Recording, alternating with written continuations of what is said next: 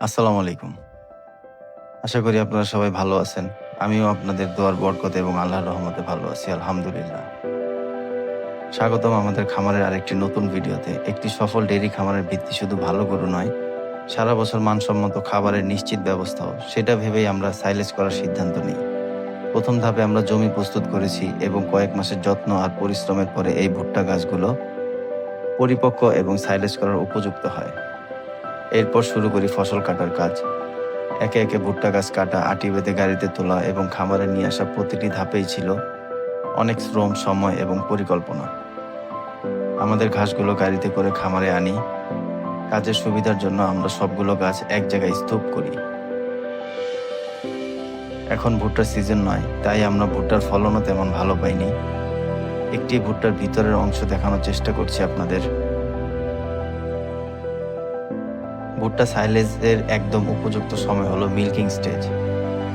এর মানে ভুট্টার দানায় চাপ দিলে সাদা সাদা বা হলদে রঙের রস বের হবে। আলহামদুলিল্লাহ, চপিং করার পর দেখুন আমাদের সাইলেজের গুণগত মান। প্রস্তুত হচ্ছে খামারের এই বাছুর এবং গরুগুলোর জন্য বিরিয়ানি। অনেকেই এই সাইলেজকে গবাদি পশুদের জন্য বিরিয়ানিও বলে। এখন চলছে সবচেয়ে গুরুত্বপূর্ণ ধাপ, সংরক্ষণ।